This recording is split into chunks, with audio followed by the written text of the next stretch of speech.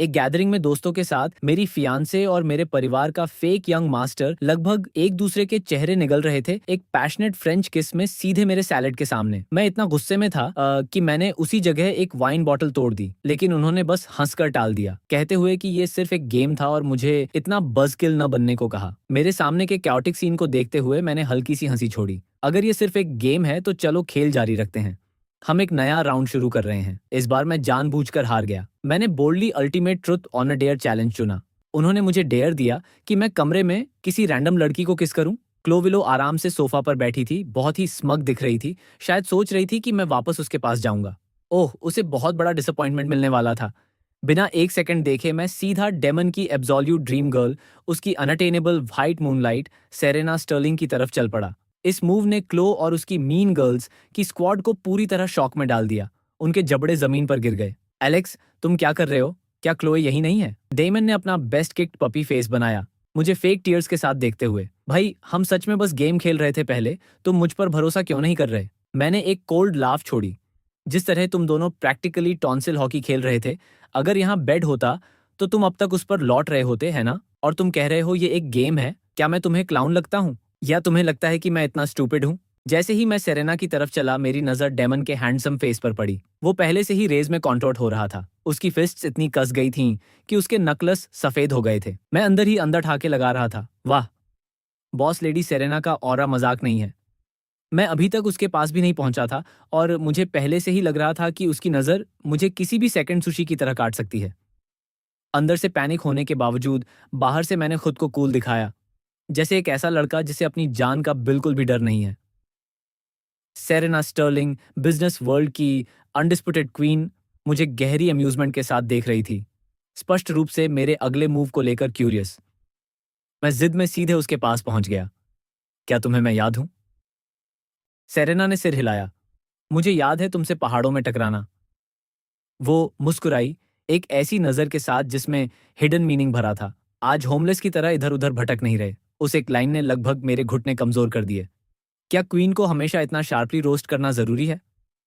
पिछली बार तुमने कहा था कि अगर मुझे कभी कोई फेवर चाहिए हो तो मैं तुम्हारे पास आ सकता हूं। क्या वो ऑफर अभी भी कायम है? मैंने पूछा, अपनी सबसे चार्मिंग स्माइल लगाते हुए। सेरीना के दोस्तों ने बिविल्डर्ड नजरों से एक दूसरे को देखा, स्पष्ट रूप से हमारे बीच के किसी मिस्टीरियस टेंशन को महसूस करते हुए। क्लुई और उसकी पोजी पूरी तरह डम फाउंडेड थे। उन्होंने बिल्कुल एक्सपेक्ट नहीं किया था कि मेरे जैसा कंट्री बम्पकिन स्टर्लिंग फैमिली के हेड को जानता होगा। मुझे कैजुअली उसकी गॉडेस से बात करते देखकर दामन का चेहरा हरे रंग का हो गया। मैं अंदाजा लगा सकता था कि वो क्या सोच रहा था। एक पहाड़ों से आया हिलबिल कैसे सेरेना स्टर्लिंग के साथ एक ही हवा में सांस लेने का हक रखता है? सेरेना ने अपना वाइन ग्लास नीचे रखा और मुझे पास बुलाया। मैं करीब गया। इस फ्लॉलेस चेहरे को इतने पास से देखकर मैं अपने दिमाग में फैनबॉय होने से खुद को रोक नहीं पाया। कमाल है उसकी एलाशेस कितनी लंबी है। ऐसी स्किन पाने के लिए कैसा स्किन केयर रूटीन चाहिए? तुम्हें मेरी मदद किस चीज में चाहिए? सेरेना ने सिर तिरछा करके पूछा। मैं झिझक गया, सोचते हुए कि क्या सीधे बोल दूं कि मुझे तुम्हें किस करना है, लेकिन क्या पता वो मुझे विंडो से बाहर जुड़ो फ्लिप कर दे। पूरे कमरे की नजरों के सामने मैंने दांत भींचे, नीचे झुका और उसके होंठों पर एक तेज किस कर दिया। Oh my God! सेरेना के दोस्तों ने शौक में सांस खींची, अपनी आंखें मलते हुए। अनटचेबल सेरेना स्टर्लिंग अभी फोर्स किस हो गई थी। क्या ये लड़का अब 8 टुकड़ों में कटने वाला है? किस सिक्योर करने के बाद मैं घूमकर भागने के लिए तैयार हो गया, लेकिन अनएक्सपेक्टेडली उसने मेरी कॉलर पकड़ ली और मुझे अपने पास सोफा पर खींच लिया। सेरेना ने मेरे चेहरे को देखा, जो अभी फ्लोर में घुस जाना चाहता था। तुम मुझे किस करके भागना चाहते हो? उसने आंखें सिकोड़ते हुए पूछा। मैंने ऑकवर्ड, स्टिफ हंसी दी। मैं गेम हार गया था, मुझे करना पड़ा। ये एक्सक्यूज उसे बिल्कुल पसंद नहीं आया, तो मैं जल्दी से समझाने लगा। मुझे वैसे भी वो टेरेबल लड़की पसंद नहीं है, जिसे चाहिए वो ले जाए। वो तुम्हारी बराबरी कैसे कर सकती है? सेरेना हल्के से हंसी। तो तुम्हें मैं पसंद हूं? उसके स्टनिंग चेहरे को देखते हुए मैंने वुडपेकर की तरह तेजी से सिर हिलाया। कौन नहीं पसंद करेगा इतनी गॉर्जस विलन बॉस को? सुना है उसकी फिगर परफेक्ट हॉवरग्लास है। पता नहीं सच है या नहीं। सेरेना की मुस्कान डेंजरस हो गई। पता चला उसने कंफर्म कर लिया था कि वो मेरे इनर थॉट्स सुन सकती है। उसने हाथ बढ़ाकर मेरे माथे पर जोर से फ्लिक किया। तुम छोटे वुल्फ। कुप, मुझे किस करना एक बात थी, लेकिन अब मेरे बॉडी पर लस्ट भी कर रहे हो? मैंने बिना पछतावे के उसे देखा। मैं बस एकेडमिकली एडमायर कर रहा हूँ, ये लस्ट नहीं है। मेरी इस बात पर उसने अपने मुंह का ड्रिंक उड़ा दिया। उसने जल्दी से हाथ हिलाया। तुम लोग जारी रखो। क्लोई, जिसका चेहरा स्टॉर्म क्लाउड जैसा हो गया था, गुस्से में मेरी तरफ आई। अलेक्जेंडर वुड, तुम क्या कर रहे हो? अभी के अभी इधर आओ। अचानक शेर जैसी हिम्मत महसूस करते हुए मैंने सेरेना के गले में हाथ डाल दिया और मासूमियत से पलकें झपकाईं। मिस विलो, ये तो बस गेम है। इतना गुस्सा क्यों? मैंने अभी तक उसके साथ तुम्हारे सामने फ्रेंच किस भी नहीं किया। तुरंत डेमन की आंखें लाल हो गईं। एलेक्स, तुम हद पार कर रहे हो। हम बस गेम खेल रहे थे। वो तुम्हारी फियांसी है। हमारे बीच कुछ भी नहीं है। मैंने आंखें इतनी घुमाई कि अपना दिमाग दिख गया। ओह, तो तुम्हें पता है कि वो मेरी फियांसे है? जब तुम उसके साथ 1 मिनट तक टॉन्सिल टेनिस खेल रहे थे तब याद नहीं आया? क्या तुम अपसेट हो क्योंकि मैंने तुम्हारी व्हाइट मूनलाइट को किस किया?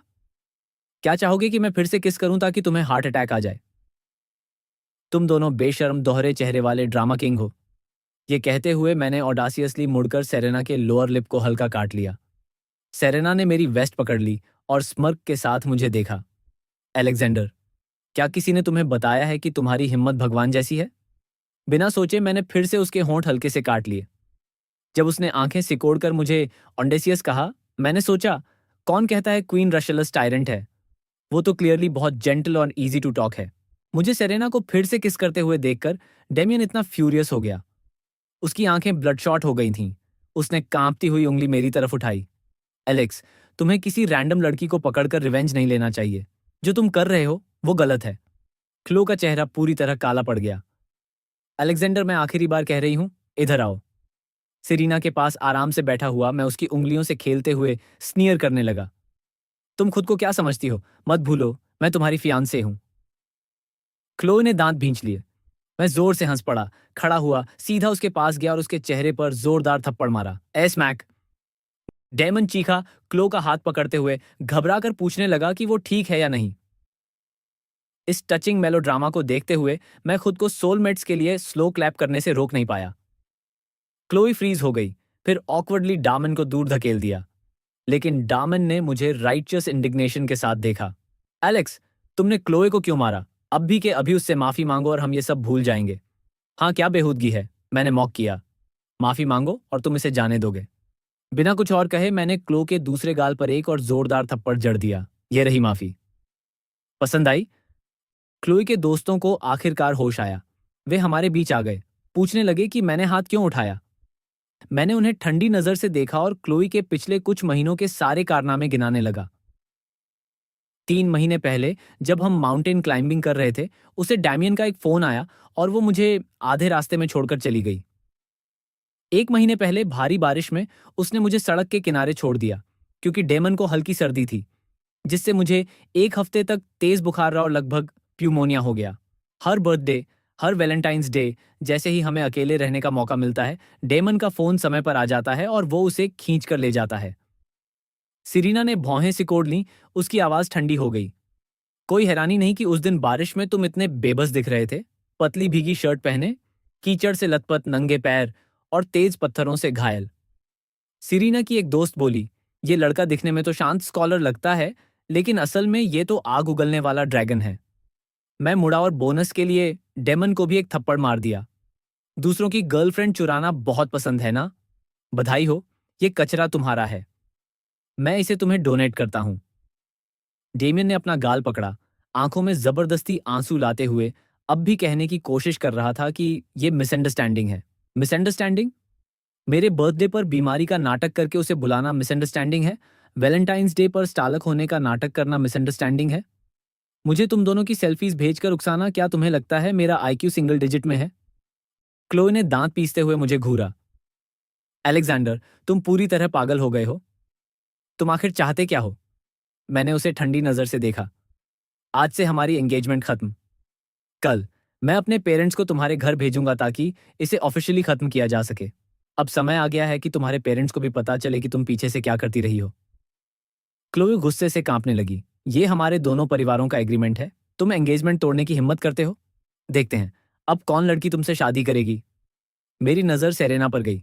मैं सीधे उसके पास गया। बॉस, मैं अपनी एंगेजमेंट तोड़ रहा हूं। मुझसे शादी करोगी?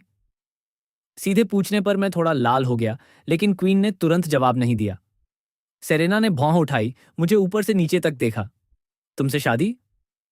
मुझे इसमें क्या मिलेगा? मैंने सिर तिरछा किया और अपनी सबसे चमकदार मुस्कान दी। तुम्हें एक स्वीट ओबीडियंट हस्बैंड मिलेगा जो तुम्हारा बिस्तर गर्म रखना जानता है।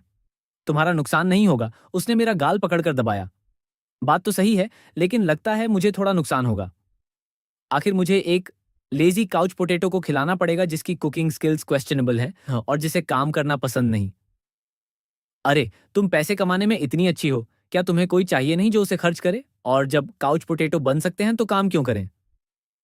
मैंने तुरंत उसके पैर पकड़ लिए। ओह हाँ, वुड फैमिली में ट्विन्स होते हैं। कौन जाने, तुम दो आइडेंटिकल प्यारे बेबीज को जन्म दो। मेरे गाल को दबाने वाला हाथ रुक गया। अभी तक हम डेट पर भी नहीं गए, एंड ये मैटरनिटी वार्ड की प्लानिंग कर रहा है, लेकिन दो आइडेंटिकल बेबीज का ख्याल वास्तव में अच्छा था। उसने घड़ी देखी। कल सुबह 9 बजे। अगर सिटी हॉल में नहीं दिखे तो समुद्र में फेंक कर शार्क्स को खिला दूंगी। तो तुम मान गई? मैंने पप्पी डॉग आइस के साथ उसे देखा। क्या मुझे दोबारा कहना पड़ेगा? नहीं, बिल्कुल नहीं। मैंने तेजी से सिर हिलाया। सेरेना खड़ी हुई, मेरा हाथ पकड़कर मुझे घर ले जाने लगी, लेकिन डेमन ने हमारा रास्ता रोक लिया, अपने होंठ काटते हुए और उसे बेचारगी से देखते हुए। प्रेसिडेंट स्टर्लिंग मेरे भाई की पहले से ही एक फियांसे है। उसने अभी जो कहा वो सिर्फ गुस्से में मजाक था। मैं उसकी तरफ से माफी मांगता हूं। डेमियन की एक्टिंग देखकर मैं खुद को आंखें घुमाने से रोक नहीं पाया। क्या वो सच में अभी पैनिक कर रहा है? सेरेना ने अपना कोट मेरे कंधों पर डाल दिया और ठंडे स्वर में कहा, तुम रास्ता रोक रहे हो? यह सुनकर मैं अपनी हंसी नहीं रोक पाया, खासकर डेमन के उस बेइंतहा दुखी चेहरे को देखकर। ओह, लगता है किसी का डेल्यूजन फिर से शुरू हो गया है। डेमन ने मुझे नफरत से घूरा। उसकी मुट्ठियां कस गई थीं। मैंने उसे मॉक कन्फ्यूजन के साथ देखा। क्या तुम्हें क्लोई पसंद नहीं है? तुम लोग पूरे ऑडियंस के सामने फ्रेंच किस कर रहे थे। अब जब मैंने उसे तुम्हें जेनरॉसली दे दिया है तो तुम खुश क्यों नहीं हो? तुम्हारी मदद के लिए मैंने खुद के लिए एक ब्रांड न्यू फियांस भी ढूंढ ली। डेमन का चेहरा गहरे लाल रंग का हो गया। उसकी ऑब्सेस्ड नजर सेरेना पर टिकी रही। सेरेना स्टर्लिंग सामने खड़ी हो तो कौन क्लोविलो जैसे बेवकूफ की परवाह करेगा? वो 100 क्लो भी नहीं चाहता। उसने खुद को संभालने के लिए अपनी जीभ दबाई। अगर तुम ऐसा करते हो तो क्या तुम्हें लगता है मॉम और डैड मान जाएंगे? उसने मुझे तिरस्कार से देखते हुए पूछा। बिल्कुल मानेंगे, आखिर मैं उनका बायोलॉजिकल बेटा हूं। तुम्हें अच्छी तरह पता है कि वो मुझसे कितना प्यार करते हैं। उस एक वाक्य ने डेमन की आंखें ब्लड शॉट कर दीं। जब से मैं वुड फैमिली में वापस आया था, उन्होंने उसे पहले जैसा देखना बंद कर दिया था। पहले हर चीज का बेस्ट हिस्सा उसी का होता था। अब उसे सिर्फ वही मिलता था जो मैं नहीं चाहता था। यहां तक कि लग्जरी शॉवर जेल भी उसे तब मिलता था जब मैं पहले चुन चुका होता था। अब जब पेरेंट्स गिफ्ट्स लाते तो सिर्फ मेरे बारे में सोचते। जब वो कुछ लेने की कोशिश करता तो मदरवुड उसे रोक देती, कहती कि ये सब मेरे खोए हुए सालों की भरपाई है। वो हमेशा वुड फैमिली का पैम्ड यंग मास्टर था, लेकिन अब जब हमारी पहचान बदल गई, फैमिली का साफ फेवरेटिज्म उसे जलाकर मार डालने जैसा था। मैंने सेरेना का हाथ पकड़ा और उसे दरवाजे की ओर खींच लिया। चलो बॉस। डेमन का चेहरा अंधेरा हो गया। उसने चुपके से क्लो को घूरा, सोचते हुए मुझे अलेक्जेंडर के छोड़े हुए कचरे को क्यों उठाना पड़े। कार के पास खड़े होकर मैंने इंस्टिंक्टिवली पीछे का दरवाजा खोलने के लिए हाथ बढ़ाया। क्या मैं तुम्हें ड्राइवर लगती हूं? सरेना ने धीरे से कहा। मैंने चुपचाप पीछे का दरवाजा बंद किया, घबराकर पैसेंजर सीट में बैठ गया और सीट बेल्ट लगा ली। अंदर से चीख रहा था, ये विलन बॉस कितनी डरावनी है। क्या हनीमून से पहले ही मेरी मौत हो जाएगी? सरेना ने सिर हिलाया, थोड़ी अमैज्ड होकर। इतने डरपोक हो फिर भी मुझे किस करने की हिम्मत कर ली।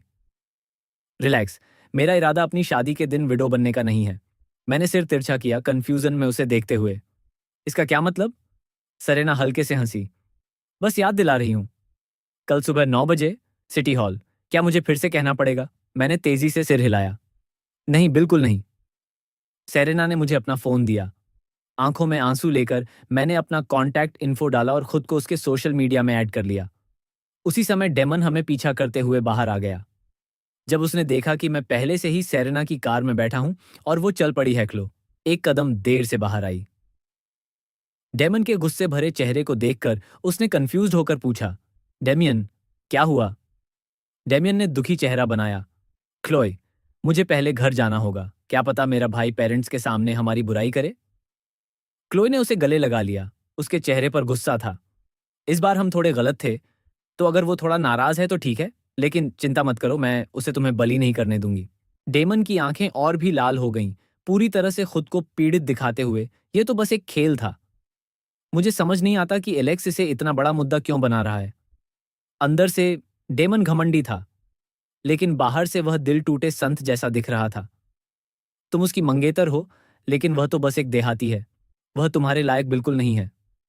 क्लोई की आंखों में तिरस्कार भर गया, जैसे कि मेरा विलौ परिवार के साथ तय हुआ रिश्ता कोई बहुत बड़ा एहसान हो।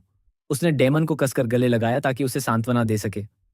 चिंता मत करो, जिसे मैं पसंद करती हूं वो तुम हो। अलेक्जेंडर तो बस एक बेवकूफ है, उससे मेरी सगाई सिर्फ बिजनेस के लिए है। डेमन ने अपना सिर झुका लिया। उसकी आंखों में जीत की चमक थी। अलेक्जेंडर वुड, तो क्या हुआ अगर तुम असली वारिस हो? क्लोई, फिर भी तुम्हें मिट्टी की तरह ही समझती है। मेरे भाई के बारे में ऐसा मत बोलो, डेमियन ने कहा, दयालु बनने का नाटक करते हुए। लेकिन असल में वह उसके सामने मेरी छवि और खराब कर रहा था। ठीक है, उसके बारे में बात नहीं करते, क्लोई। मैं पहले तुम्हें घर छोड़ देता हूं, कहीं अलेक्जेंडर पीछे से तुम्हें परेशान न करे। सेरेना ने मुझे वुड परिवार की हवेली के दरवाजे पर उतार दिया। गाड़ी से उतरने से पहले मैं अचानक झुका और उसके गाल पर हल्का सा चुंबन दे दिया। एक निडर खरगोश की तरह मैं गाड़ी से कूदकर भाग गया और पीछे मुड़कर चिल्लाया, कल मिलते हैं बॉस। मुझे घबराकर भागते हुए देख सेरेना ने अपने गाल को छुआ जहां मैंने चूमा था और हंस पड़ी। क्या कायर है रे? जैसे ही वह गाड़ी चलाने वाली थी, उसने एक और गाड़ी आते देखी। पलक झपकते ही वह वुड हवेली के सामने रुक गई। क्लोई और डेमन बाहर निकले।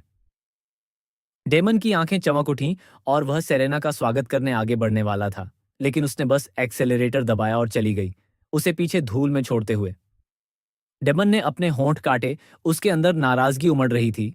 उसे सच में समझ नहीं आ रहा था कि उसमें और मुझमें क्या कमी थी। क्यों मुझे सेरेना के करीब जाने दिया जा रहा था, जबकि उसे ऐसे ट्रीट किया जा रहा था जैसे वो कोई बीमारी हो।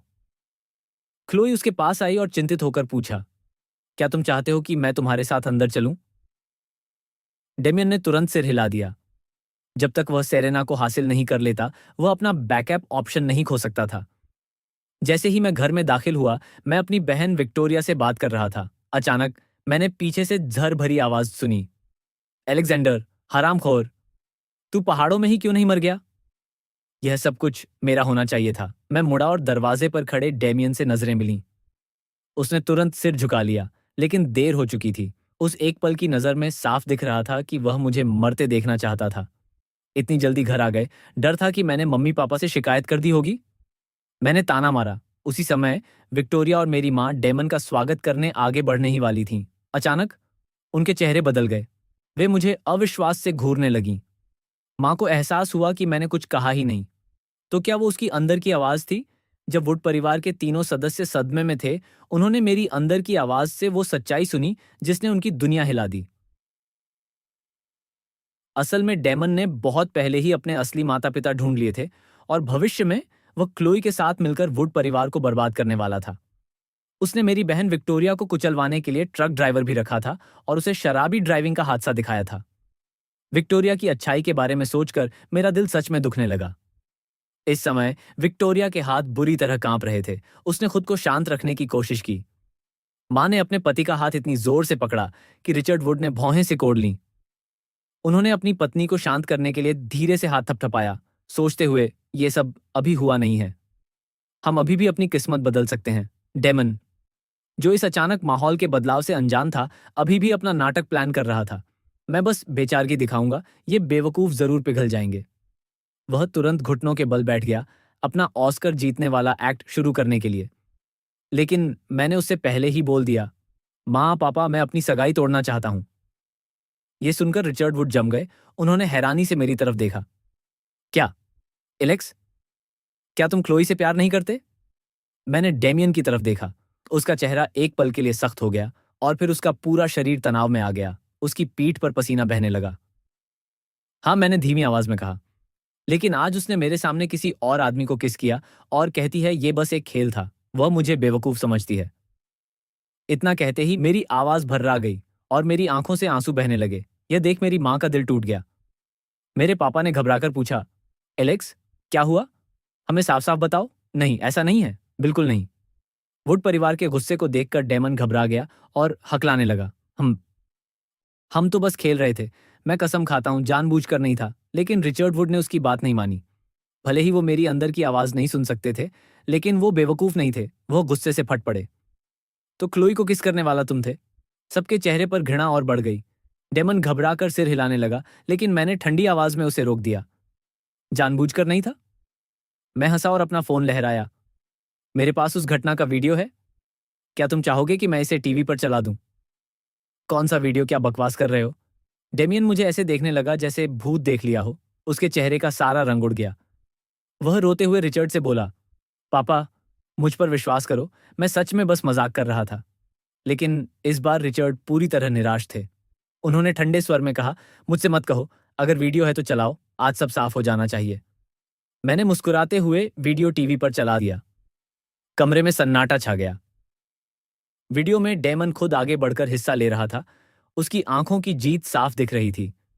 वो क्लोई को गले लगाकर मुस्कुरा रहा था, मेरे सामने ही। और आखिर में दोनों ने एक दूसरे को कसकर गले लगाया और जोर से किस किया, पूरी तरह मेरी मौजूदगी को नजरअंदाज करते हुए। मामला और भी खराब हो गया। वीडियो में उनके दोस्तों का पूरा ग्रुप भी था जो जोर जोर से मेरा मजाक उड़ा रहे थे। मुझे ड्रामेबाज कह रहे थे, मेरी छोटी सोच का मजाक बना रहे थे और मुझे ओपन माइंडेड बनने की सलाह दे रहे थे। ये बेशर्मी की पराकाष्ठा थी।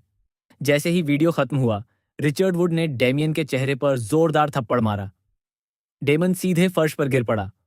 वह कुछ पल के लिए सुन्न रह गया, अपने चेहरे को पकड़े हुए, हैरानी से रिचर्ड को देखता हुआ। डैड, आपने मुझे मारा? तुम्हें अब भी मुझे डैड कहने की हिम्मत है? रिचर्ड की आवाज कांप रही थी। उन्होंने गुस्से में फर्श पर पड़े लड़के की ओर इशारा किया। क्या तुम्हें नहीं पता था कि क्लोई एलेक्स की मंगेतर है? तुमने उसके सामने ही उसे फुसलाया और सबके सामने मेरे बेटे को अपमानित किया। तुम इस परिवार को क्या समझते हो? नहीं डैड, ऐसा नहीं है। डैमियन समझाने की कोशिश कर रहा था, लेकिन उसे खुद नहीं पता था कि कहां से शुरू करे। माँ वुड तो और भी कम नरम थीं। उन्होंने सीधे चिल्लाकर कहा, तुम बहुत घटिया हो। क्या दुनिया में और कोई लड़की नहीं थी? तुम्हें अपने ही भाई की मंगेतर छीननी थी? मैं बिना कुछ बोले यह सब देख रहा था। तभी मेरे फोन पर एक नोटिफिकेशन आया। मैंने उसे खोला। वह सेरेना द्वारा भेजी गई एक नई फाइल थी। एक और वीडियो। इस वीडियो में साफ दिख रहा था कि डेमन क्लोई को अपने असली माता पिता से मिलवा रहा था। साथ ही कई टाइम स्टैम्प वाली तस्वीरें भी थीं, जिनमें वे दोनों बार बार होटल के कमरों में जाते और निकलते दिख रहे थे। माँ, डैड, सेरेना ने मुझे एक और वीडियो भेजा है। मुझे लगता है आपको यह भी देखना चाहिए। यह कहते हुए मैंने वीडियो चला दिया। जैसा कि उम्मीद थी, डेमियन जो अभी जवाब देने वाला था, स्क्रीन पर सबूत देखते ही जम गया। उसके होंठ कांपने लगे, उसका चेहरा बिल्कुल सफेद पड़ गया और वह एक शब्द भी नहीं बोल पाया। मैंने आखिरी बार किया, अगर तुम्हें लगता है कि यह सब फर्जी है तो इसे फॉरेंसिक लैब में जांच के लिए ले जाओ। अगर मैंने नकली बनाया है तो मैं घुटनों पर बैठकर तुमसे माफी मांगूंगा। इस एक वाक्य ने उसके सारे रास्ते बंद कर दिए। रिचर्ड वुड का सीना गुस्से से उठ गिर रहा था। डेमियन, जब तुमने अपने असली माता पिता ढूंढ लिए हैं, तो अब तुम वुड परिवार के सदस्य नहीं हो। जब हमने अपने असली बेटे को पाया, मैंने कभी तुम्हें छोड़ने का नहीं सोचा। आखिर हमने तुम्हें 20 साल पाला है। और तुमने हमें क्या दिया? मेरे बेटे की मंगेतर छीन ली और उसे सबके सामने अपमानित किया। माँ, डैड, कृपया मुझे घर से मत निकालिए। रिचर्ड की बात सुनकर डेमन पूरी तरह घबरा गया। उसे पता था कि उसका असली परिवार, फांग परिवार, वुड परिवार के मुकाबले कुछ भी नहीं है। और फांग परिवार सिर्फ पैसे के लिए जीता था। अगर वह वहां वापस गया तो उसका भविष्य तय था। वो बस एक मोहरा बन जाएगा जिसे व्यापार के लिए इस्तेमाल किया जाएगा। उसे कुछ भी नहीं मिलेगा। इस समय रिचर्ड की आवाज ठंडी और कठोर थी। मैं तुम्हारा पिता नहीं हूं। बाहर निकल जाओ। अपने कपड़े ले जाओ और बाकी किसी चीज का एक पैसा भी लेने की सोचो मत। डेमियन की आंखों में शिकायत भर गई। वुड परिवार के कठोर चेहरे देखकर उसके आंसू बहने लगे। उसने रोते हुए कहा, मैं भी आपका बेटा हूं। आप मेरे साथ ऐसा क्यों कर रहे हैं? उसकी आवाज गुस्से से भरी थी, लेकिन रिचर्ड जरा भी नहीं पिघले। उन्होंने तिरस्कार से कहा, तुमने अपने भाई की मंगेतर छीन ली और हर वक्त उसके खिलाफ साजिश करते रहे। क्या यह काफी नहीं है? रिचर्ड ने आगे कहा, शुरू में हम तुम्हें निकालना नहीं चाहते थे, लेकिन तुमने जो मिला उसे समझा ही नहीं। वीडियो सब साफ दिखा रहा है। फिर भी तुम पूछ रहे हो क्यों? यह सुनकर डेमन का चेहरा गुस्से से लाल हो गया। वह जोर से चिल्लाया, वीडियो, वीडियो। तुम लोग तो पहले से ही मुझे निकालना चाहते थे, है ना? अब बस बहाना ढूंढ लिया है। उसका बेकाबू व्यवहार रिचर्ड को और गुस्सा दिला रहा था। उन्होंने दरवाजे की ओर इशारा किया। अगर सामान नहीं बांधना है तो मत बांधो, अभी निकल जाओ, मेरी नजरों से दूर हो जाओ। डेमन का चेहरा सफेद पड़ गया। उसे याद आया कि इस घर में उसके पास महंगे कपड़े, बैग और घड़ियां हैं जिनकी कीमत लाखों में है। वह सब कैसे छोड़ सकता था? वह तुरंत अपना रवैया बदलकर बेचारा बनने लगा। डैड, आपने मुझे 20 साल पाला है। क्या आप मुझे ऐसे ही छोड़ देंगे? रिचर्ड गुस्से से कांपते हुए बोले। अगर तुम्हें जरा भी एहसान होता तो तुम बार बार अपने भाई को परेशान नहीं करते। इतना कहते ही मैं हंस पड़ा। डेमियन, अब भी तुम मुझे दोष दे रहे हो। सोचो, मैंने तुमसे क्या छीना? तुमने मेरी पूरी जिंदगी छीन ली। मेरे माता पिता मेरे असली माता पिता हैं। मैं ही वुड परिवार का असली बेटा हूं। क्या मैंने तुम्हारी मंगेतर को तुम्हारे माता पिता से मिलवाया या उसे दोस्तों के सामने घुमाया? फिर भी तुम खुद को निर्दोष कहते हो। मेरे शब्द पत्थर की तरह गिरे और पूरे परिवार में गुस्से की लहर दौड़ गई। रिचर्ड ने गहरी नजरों से पूछा, डेमियन, 3 साल पहले जब तुमने फांग परिवार से डील करवाई, क्या तभी तुम उन्हें अपना असली परिवार मान चुके थे? वह रुके, फिर बोले, नहीं, सिर्फ 3 साल पहले नहीं। ये सब उससे भी पहले शुरू हुआ था। ये सुनकर सबका खून ठंडा पड़ गया। रिचर्ड कड़वाहट से हंसे। हम सब बेवकूफ बनते रहे और एक गद्दार को पालते रहे। डेमियन, आज तुमने मेरी आंखें खोल दी। डेमियन घुटनों के बल गिर पड़ा। रिचर्ड का पैर पकड़कर रोने लगा। मैं सच में गलत था। मुझे एक मौका और दीजिए, डैड। लेकिन रिचर्ड ने झटके से पैर छुड़ा लिया। अब तुम मेरे बेटे नहीं हो। वुड परिवार की किसी भी चीज पर तुम्हारा हक नहीं है। रिचर्ड ने कोई गुंजाइश नहीं छोड़ी। डेमियन घबरा गया। घर से निकलना एक बात थी, लेकिन खाली हाथ जाना, वह यह सह नहीं सकता था। वह रोते हुए बोला, डैड, प्लीज, एक मौका। लेकिन किसी ने भी उसकी तरफ उम्मीद से नहीं देखा। निराशा ने उसे घेर लिया। बटलर, मास्टर फांग को बाहर छोड़ाओ, रिचर्ड ने आदेश दिया। जब डेमन को घसीट कर ले जाया जा रहा था, उसने पीछे मुड़कर मुझे घूरा। उसकी आंखों में जहर साफ दिख रहा था। एलेक्जेंडर, वुड वुड परिवार एक दिन मेरा होगा। ज्यादा घमंडी मत बनो। उसके मन में नफरत उबल रही थी, लेकिन मैंने बस हल्की सी ताना भरी मुस्कान दे दी। यंग मास्टर फांग, चूंकि अब आप वुड फैमिली का हिस्सा नहीं रहे, कृपया आगे से हमारे परिवार के नाम का इस्तेमाल अपने गंदे कामों के लिए मत कीजिए। मेरी वजह से उसकी छोटी सी चाल उजागर हो जाने पर डेमन इतना गुस्से में था कि उसका दिमाग ही खराब हो गया। वह पलटकर चिल्लाया, किसे परवाह है तुम्हारे नाम की? विक्टोरिया ने ठंडे स्वर में कहा, बेहतर होगा तुम अपनी बात पर कायम रहो। डेमन के सीने में तेज दर्द उठा। खून उसके सिर पर चढ़ गया। अपने गुस्से पर काबू न रख पाते हुए उसने विक्टोरिया को घूरा। उसकी आंखें इतनी खतरनाक थीं जैसे वह उसे चीर कर रख देना चाहता हो।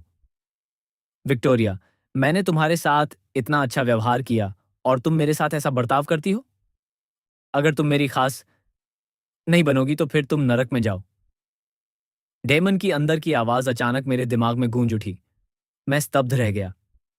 अगर मैं उसके विचार नहीं सुन सकता तो मैं कभी नहीं जान पाता कि वह हमारी बहन के बारे में इतनी बीमार सोच रखता है। वह सच में चाहता था कि विक्टोरिया उसकी गुलाम बनकर रहे, उसके इशारों पर चले।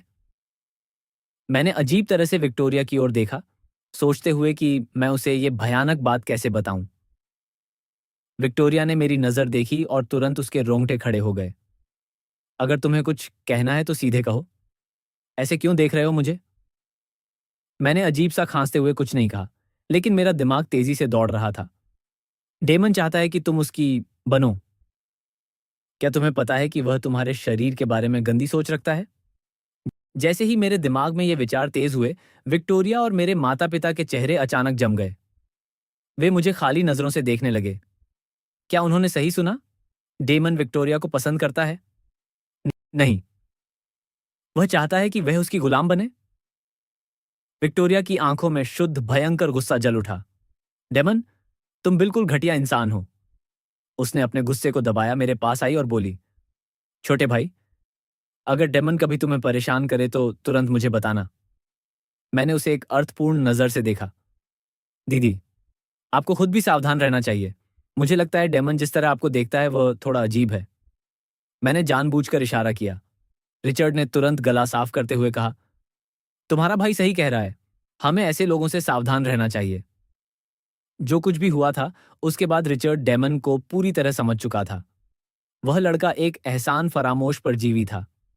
चाहे वुड फैमिली ने उसके साथ कितना भी अच्छा व्यवहार किया हो, जैसे ही उसकी इच्छा पूरी नहीं होती, वह मुंह मोड़ लेता, नफरत करता और बर्बादी की योजना बनाता।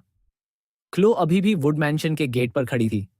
जैसे ही उसने डेमन को बाहर आते देखा, पूरी तरह टूटे हुए हालत में, वह तुरंत आगे बढ़ी और उसे गले लगा लिया।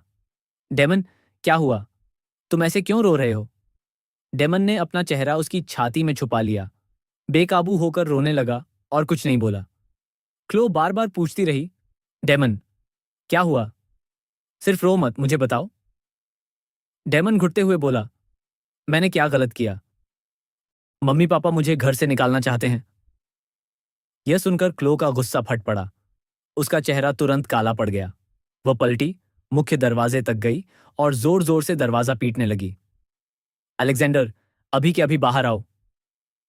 उसकी चीख सुनकर मैंने हल्की सी डेमन की चालाक सोच भी पकड़ ली।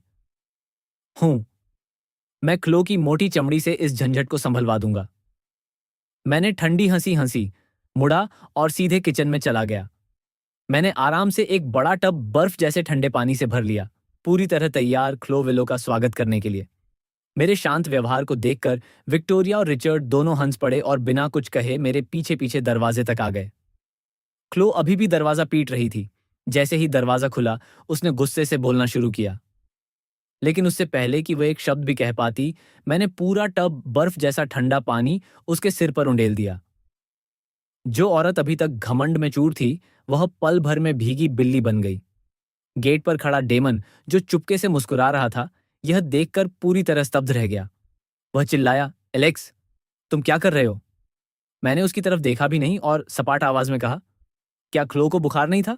मैं बस उसे ठंडा कर रहा हूं। यह सुनकर क्लो पागल हो गई। उसने हाथ उठाया मुझे मारने के लिए।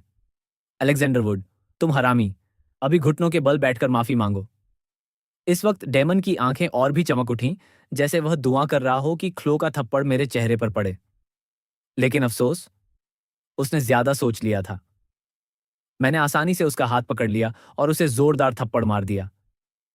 थप्पड़ इतना जोरदार था कि उसका सिर कुछ सेकंड तक घूमता रहा। वह मुझे ऐसे देखने लगी जैसे किसी राक्षस को देख रही हो। क्या अलेक्जेंडर पूरी तरह बदल गया है? वह कमजोर इंसान कहाँ गया जो मेरे पीछे पीछे घूमता था?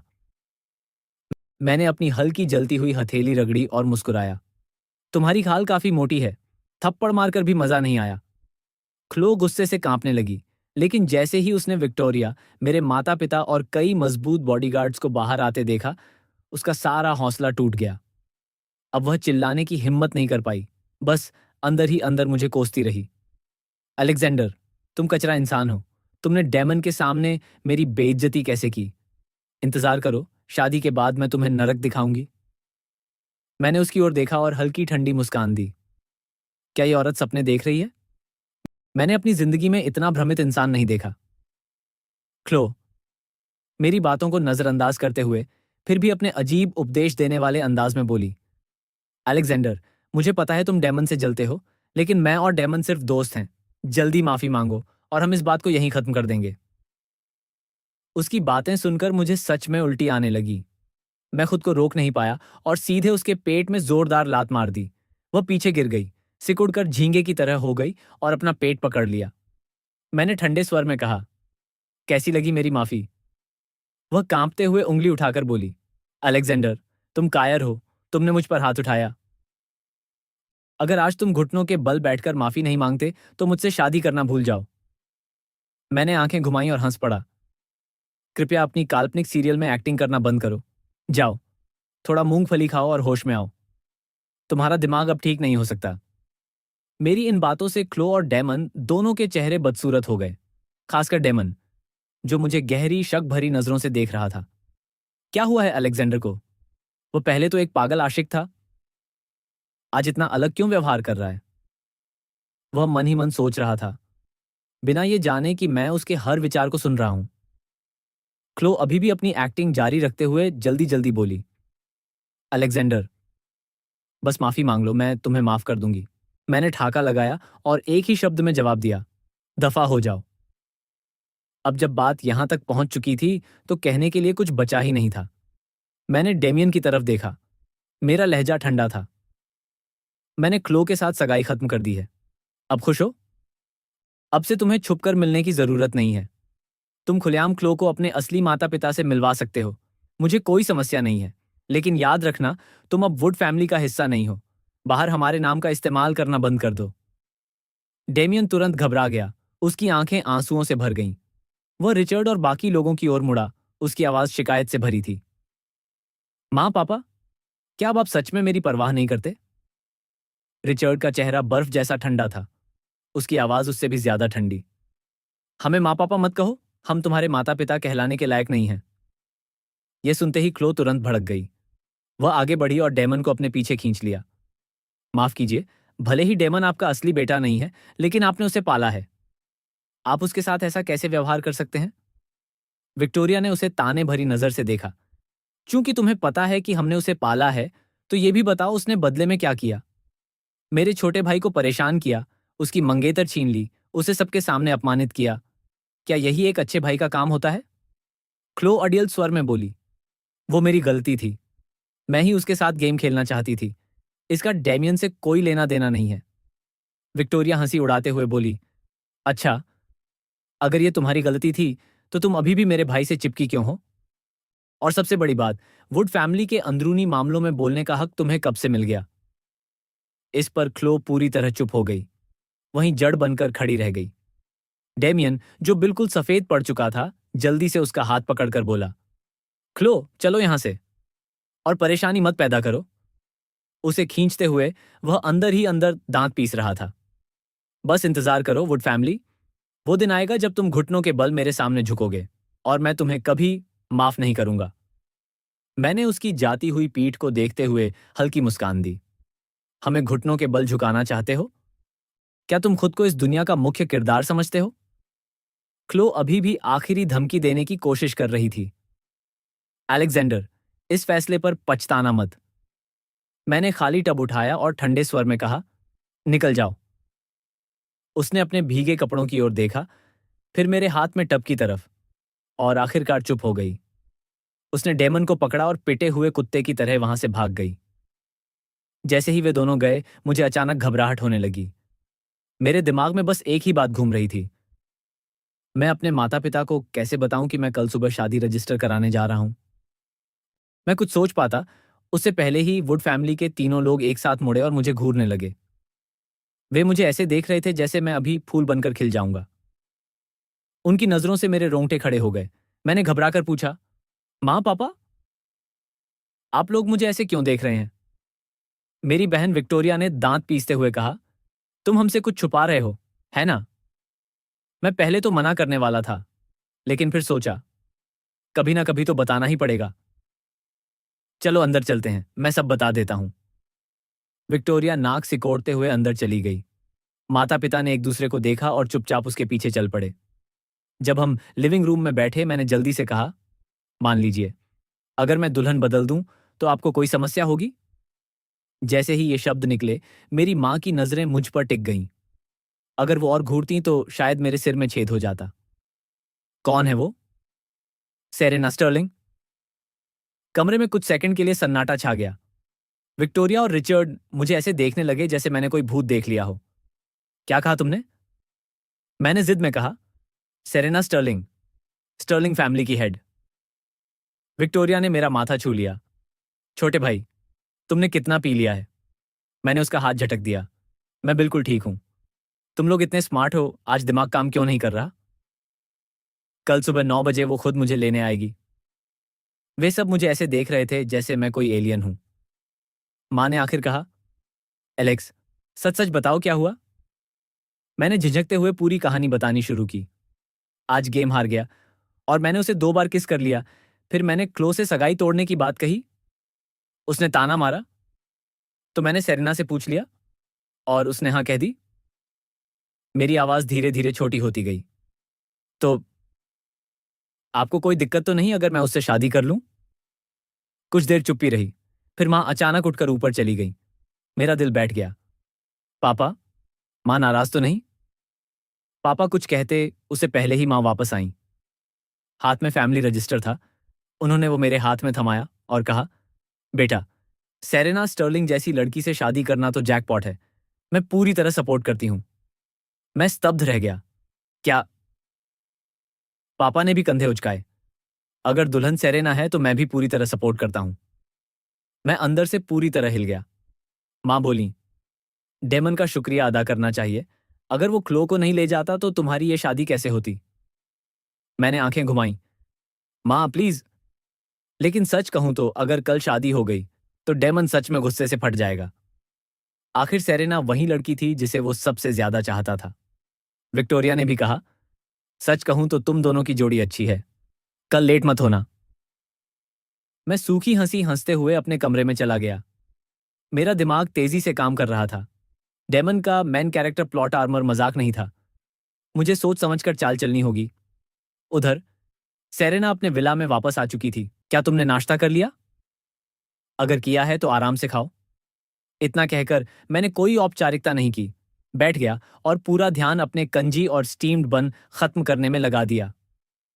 वो चुपचाप मुझे देखती रही, बिल्कुल शांत और आराम में लग रही थी। कभी कभी मुझे लगा उसकी नजर मेरे चेहरे पर घूम रही है।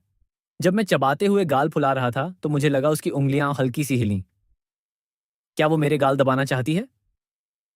पेट भरने के बाद मैंने चॉपस्टिक्स रख दिए और उसकी तरफ देखा। चलें? उसने सिर हिलाया, खड़ी हुई और मेरे पापा से बोली, अंकल, हम अब निकल रहे हैं। गाड़ी में बैठते ही मैंने उसे देखा और पूछा, तुमने बताया क्यों नहीं कि तुम आ रही हो? उसने आराम से जवाब दिया, मैंने मैसेज किया था, जवाब तुमने नहीं दिया। मैंने तुरंत फोन निकाला और चेक किया। सच में उसका मैसेज अनरीड पड़ा था। मैंने सिर खुजलाया, याद करने की कोशिश की। ओह, सही, शायद मैं नहा रहा था। मैंने उसे मासूम सा सॉरी वाला स्माइल दिया। अगले ही सेकंड उसने धीरे से कहा, कितने बेवकूफ हो तुम। तुम्हारी जुबान भी बड़ी खराब है। मैंने आंखें घुमाते हुए जवाब दिया, संभल जाओ वरना तुम्हें पति नहीं मिलेगा। उसने मेरी तरफ देखा और अचानक मुस्कुरा दी। वो आगे झुकी, मेरा सीट बेल्ट खींचा और खुद ही लगा दिया। उसकी आवाज धीमी थी लेकिन बहुत सीरियस लग रही थी। मुझे सिर्फ एक पति चाहिए, उससे ज्यादा होंगे तो परेशानी होगी। उसकी ये बात सुनकर मैं पूरी तरह चौंक गया। मेरे पास कोई जवाब ही नहीं था। अंदर गुस्सा उठा, लेकिन मैंने दबा लिया और खिड़की की तरफ देखते हुए चुपचाप मुंह फुला लिया। रास्ते में मैं इधर उधर की बातें करता रहा। सेरेना ज्यादा नहीं बोली, लेकिन जब भी मैंने कुछ पूछा उसके जवाब बिल्कुल सटीक, साफ और थोड़े रौब वाले होते थे। वो सच में बॉस लेडी लगती थी। क्लोई विलोज जैसी दिखावटी लड़की के मुकाबले सेरेना बिल्कुल अलग, बहुत ही ऊंचे लेवल की थी। वो सिर घुमाकर मुझे देखती है। उसका चेहरा शांत था, जैसे गहरी झील, बिना किसी एहसास के। जब हम सिटी हॉल के पास पहुंचे, मैं अभी भी खुश था, लेकिन जैसे ही अंदर गया और डेमियन को देखा, मेरा मूड तुरंत खराब हो गया। ये आदमी तो सच में भूत की तरह चिपका रहता है। मैंने मन ही मन गुस्सा किया और उसे घूरने लगा। सेरेना ने भी मेरी नजर फॉलो की और डेमियन को देखा, बेचारा सा, जैसे कोई कमजोर सफेद फूल। गाड़ी पार्क करते हुए उसने बस कहा, चलो। वो उतरी और बिल्कुल नेचुरल तरीके से मेरा हाथ पकड़ लिया।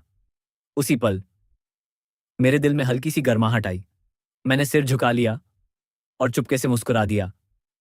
तभी डेमियन ने आवाज लगाई, प्रेसिडेंट स्टर्लिंग, रुकिए। मैंने आंखें घुमा लीं। इसको ड्रामा करना ही आता है। जैसा सोचा था उसने रास्ता रोक लिया। मुझे आपसे कुछ कहना है। सेरेना ने बस जेब में हाथ रखे और उसे ठंडी नजर से देखा। उसकी आंखें जैसे कह रही थीं, दूर हटो। उसकी ठंडी आवाज सुनकर मैं हंस पड़ा।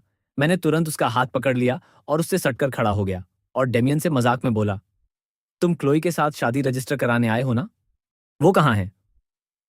डेमियन का चेहरा तुरंत हरा पड़ गया। उसके अंदर गुस्सा साफ दिख रहा था। उसकी आंखें जैसे कह रही थीं, सेरेना मेरी है। लेकिन मुझे यह सब बहुत मजाकिया लगा। मैंने सेरेना का हाथ और कसकर पकड़ा और बोला, मुझे नींद आ रही है, अब मुझे इतना जल्दी मत उठाना। सेरेना ने नीचे देखा, मुस्कुराई और मेरे बाल उलझा दिए। ठीक है, सर्टिफिकेट लेने के बाद घर चलेंगे, तुम सो जाना। अरे मेरे बाल मत खराब करो, वो हंस पड़ी। तुम गुस्से वाले पिल्ले जैसे लग रहे हो। फिर उसने मेरे बाल ठीक किए और बोली, बस अब चलो अंदर, भीड़ हो जाएगी। पूरे समय उसने डेमियन की तरफ देखा तक नहीं। मैंने घमंड से उसकी तरफ देखा, हाथ हिलाया। तुम आराम से क्लोई का इंतजार करो, हम पहले जा रहे हैं। उसका चेहरा रंग बदलने लगा। कुछ कहना चाहता था, लेकिन सेरेना मुझे लेकर दूसरे गेट से अंदर चली गई। उसने पूरे समय उसे नजरअंदाज किया। जब हम बाहर आए, हाथ में लाल शादी की बुकलेट थी।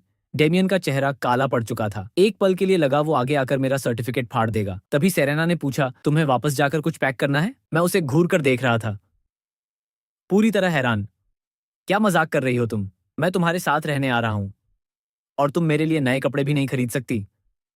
मुझे वापस जाकर अपना पुराना सामान पैक करना पड़ेगा।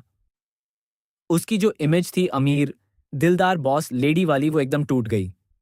वो रुकी, फिर नाक के ऊपर हल्का दबाव डालते हुए बोली, मेरा मतलब था तुम्हारा कंप्यूटर वगैरह, वो लाना है क्या?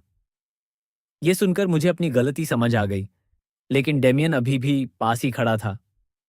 तो मैंने जानबूझकर ऊंची आवाज में कहा, छोड़ो, मुझे पुराना कुछ नहीं चाहिए, बस तुम नया सब खरीद दो। सेरेना तुरंत समझ गई कि मैं क्या खेल खेल रहा हूं। वो आराम से बोली, तो चलो अभी मॉल चलते हैं, जो पसंद हो ले लो। मेरी आंखें चमक उठीं। मैंने तुरंत उसका हाथ पकड़ा और उसे खींच कर ले गया, डेमियन को वहीं बेइज्जत छोड़कर। पीछे से उसकी गुस्से भरी आवाज आई, अलेक्जेंडर वुड, मैं तुम्हें छोड़ूंगा नहीं। मैं उसके पास से गुजरा, उसे साइड से देखा और हल्की सी स्mirक दे दी। छोड़ोगे नहीं? हाँ हाँ, देखते हैं। सेरेना ने उसकी नफरत भरी नजर देखी। वो मेरी तरफ देखी और हल्की मुस्कान के साथ बोली, वो बस ध्यान खींचने वाला जोकर है, तुम उसे देख क्यों रहे हो? मैं अंदर ही अंदर इंप्रेस हो गया। एक लाइन और सीधा दिल पर वार। सच में सेरेना की शांति और कॉन्फिडेंस अलग लेवल की थी। उसने मेरा हाथ पकड़ा और हम सिटी हॉल से बाहर निकल गए, डेमियन को वहीं कांपता हुआ छोड़कर। रास्ते में मैंने पूछा, आज रात तुम मेरे घर डिनर पर आ रही हो? वो बिना देखे बोली, हाँ, और वहीं तुम्हारे पेरेंट्स को बता देंगे कि तुम मेरे साथ शिफ्ट हो रहे हो।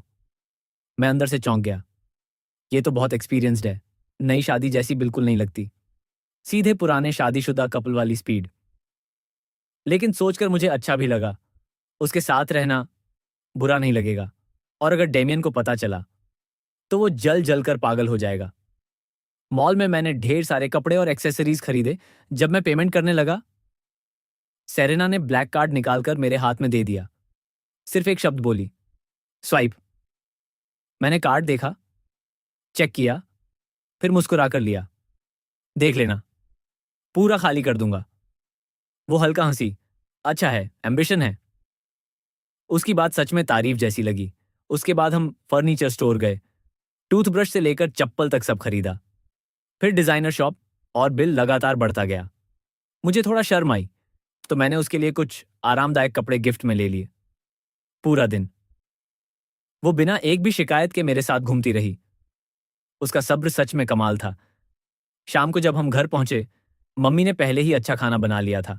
डिनर के बाद सेरेना ने सीधे कहा, मॉम, डैड, आज से एलेक्स मेरे साथ रहेगा। मम्मी थोड़ा रुक गई, उनकी आंखों में हल्की उदासी आई। मैंने तुरंत कहा, माँ, हम जब चाहें वापस आ सकते हैं। मैं कुछ दिन यहां भी रुक सकता हूं। मैंने सेरेना को हल्का इशारा किया। वो तुरंत बोली, हाँ बिल्कुल। मम्मी का चेहरा थोड़ा नरम पड़ गया। उन्होंने कुछ बातें समझाई और कहा कि अक्सर मिलने आते रहना। उस रात मैंने बस कुछ कपड़े पैक किए और सेरेना के साथ निकल गया। उसकी गाड़ी एक बड़े विला के सामने रुकी। घर बहुत शानदार था, लेकिन अजीब तरह से ठंडा और खाली सा लगा। मैं अंदर गया और कमरे को देखकर बोला, ये तो मॉडल हाउस जैसा है, जरा भी गर्माहट नहीं है। और ये बड़ा बालकनियां पूरा खाली, क्या बेकार स्पेस है। सेरेना ने कुछ नहीं कहा, बस दरवाजे से टिककर मुझे देखती रही। फिर अचानक उसने मेरा हाथ पकड़ा और पास खींचकर बोली, इतना बुरा लगता है? मैंने सीधा कहा, हाँ, बहुत। उसने अचानक एक ब्लैक कार्ड मेरे हाथ में दिया। तो जैसा चाहो वैसा सजाओ। मेरी आंखें चमक उठीं। सच में? मैं जैसा चाहूं वैसा? वो बोली, बस पूरा काला मत कर देना। मैं हंस पड़ा, मैं ऐसा क्यों करूंगा? वो मुझे देखती रही, हल्की मुस्कान के साथ। अचानक मैं अलर्ट हो गया और भागने की सोचने लगा, लेकिन तभी उसने मुझे खींच लिया। क्या कर रहे हो? मैं घबरा गया। वो झुककर बोली, बहुत बातें करते हो तुम। मैंने तुरंत कहा, नहीं करता। अगले ही पल उसने मुझे बेड पर धक्का दे दिया। मैं पूरी तरह शॉक में था। वो मेरे ऊपर झुक गई। मैं हिल भी नहीं पा रहा था। मेरा चेहरा लाल हो गया। कुछ पागलपन मत करना। वो हंसी। डर गए? उसकी नज़दीकी से मेरे रोंगटे खड़े हो गए। मैंने उसे हटाने की कोशिश की, लेकिन वो और दबाने लगी। अचानक मैंने उसका गला पकड़कर उसे किस कर लिया। ये किस उसे भी चौंका गया, और मुझे भी। लेकिन 2 सेकंड में ही मैं पीछे हट गया। तभी उसने मेरा गर्दन पकड़ लिया और मुझे रोक लिया। उसकी पकड़ मजबूत थी। मेरी सांस रुक गई। जब उसने छोड़ा, मैं हाँफ रहा था। मैंने उसके चेहरे को छूकर कहा, किसने कहा था कि मेरी बीवी को मर्द पसंद नहीं? फिर तुरंत घबरा गया। मैंने कुछ नहीं कहा। वो जोर से हंसी, फिर बोली, आज रात देख लूंगी तुम्हें, और बाहर चली गई। मैं बेड पर पड़ा रहा, सांस संभालते हुए। फिर मोबाइल उठाया और डेमियन का नंबर देखा। एक खतरनाक आइडिया आया। तभी सेरेना दूध लेकर आई। दूध पी लो। मैंने बस हूं कहा। बाद में पिया। तभी वो बाथरूम से बाहर आई, सिर्फ तौलिया में। मेरी तो हालत खराब हो गई। मैं बस देखता रह गया। वो मुस्कुराई, मैं सुंदर लग रही हूं। मैंने बिना सोचे सिर हिला दिया। वो हंसी, छोटे शरारती। मैं बोला, अब तुम मेरी बीवी हो, देख नहीं सकता क्या? वो पास आई, अगर तुम देख सकते हो तो क्या मैं भी देख सकती हूँ? मैं घबरा गया। मैं नहाने जा रहा हूँ, और भागकर बाथरूम में घुस गया। अंदर जाकर राहत की सांस ली। फिर याद आया, कपड़े तो लाया ही नहीं। अब तो गया। आखिर में तौलिया बांधकर जिद में बाहर निकल आया। जैसे ही मैं बाथरूम से बाहर आया, मैंने देखा सेरेना मुझे घूर रही थी। उसकी नजर मेरे पूरे शरीर पर घूमी, एक अजीब सी गर्मी के साथ। मैं कुछ बोलने वाला था, लेकिन उसने मौका ही नहीं दिया। वो सीधे बोली, अलेक्जेंडर, मुझे दिखावे वाली शादी पसंद नहीं है। उसकी ये पहली लाइन ही मेरे सारे भ्रम तोड़ गई। उसके बाद उसके शब्द और हरकतें मुझे कोई जवाब देने का मौका ही नहीं दे रही थीं। मेरे दिमाग में बस एक ही बात घूम रही थी, अगर किसी ने फिर कहा कि मेरी बीवी को मर्द पसंद नहीं, तो मैं उसे 800 बार थप्पड़ मारूंगा। सेरेना जैसे मेरी अंदर की बात सुन रही थी। वो हल्का सा हंसी। उसकी आवाज गहरी और थोड़ी शरारती थी। मैं चिढ़कर बोला, तुम बहुत बोलती हो। ये कहकर मैं पलटा और बेड पर लेटकर सोने का नाटक करने लगा। वो मुझे देखती रही और हल्का सा सिर हिलाया, फिर झुककर मेरे गाल को धीरे से छुआ और मेरे पास लेट गई। मुझे अपनी बाहों में खींच लिया। उसके शरीर से वही शावर जेल की खुशबू आ रही थी। धीरे धीरे मैं सच में सो गया। अगली सुबह सेरेना नीचे गई। बटलर पहले से इंतजार कर रहा था। वो बोली, वो अभी सो रहा है, जब तक खुद ना उठे उसे मत जगाना, और किचन से कहो चाइनीज ब्रेकफास्ट बनाए। बटलर बोला, जी मैम। वो घर से निकली, गाड़ी में बैठी और मुझे मैसेज किया। ऑफिस पहुंचते ही उसका पूरा अंदाज बदल गया। वो फिर से वही ठंडी सख्त सी ईओ बन गई, जिससे सब डरते थे। ऑफिस के लोग हैरान थे। सब फुसफुसाने लगे, अरे उसके गले पर क्या है? ओह, ये तो लव बाइट है। सेरेना ऑफिस में गई।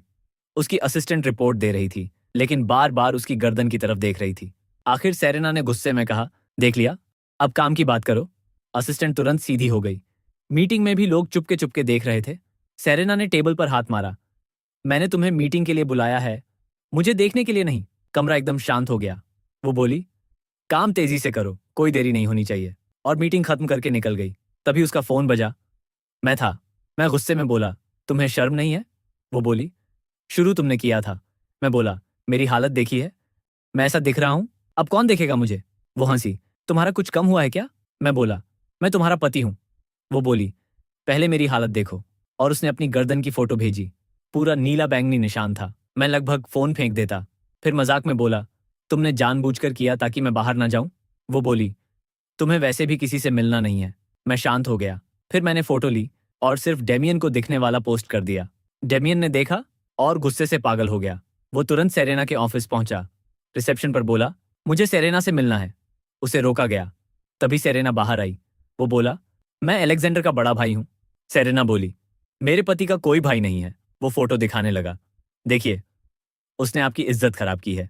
सेरेना ने देखा, लेकिन उसे समझ आ गया कि ये मैंने जानबूझकर किया। वो कुछ नहीं बोली, बस निकलते वक्त बोली, आगे से ये आदमी आए तो अंदर मत आने देना। डेमियन वहीं रह गया। रिसेप्शन वाले बोले, हमारी बॉस शादीशुदा है और अपने पति से बहुत प्यार करती है। ये सुनकर वो हिल गया। फिर उसने फोटो देखा और समझ गया कि वो ही बेवकूफ बना हुआ है। घर पर मैं आराम से नाश्ता कर रहा था। तभी सेरेना का कॉल आया, ऐसी फोटो पहले मुझे दिखानी चाहिए। मैं हंसा, क्या हुआ? डेमियन आया था। वो बोली, और कैसे पता चलता? मैं बोला, थोड़ा फायदा तो उठाऊंगा ना अपनी बीवी का। वो बोली, तुम्हें पछतावा नहीं है? मैं बोला, किस बात का? जो हो गया हो गया। डेमियन अभी गुस्से में जल रहा होगा। वो बोली, ठीक है, मुझे मीटिंग में जाना है। Call cut. मैंने फोन खोला। डेमियन के गुस्से भरे मैसेज पड़े थे।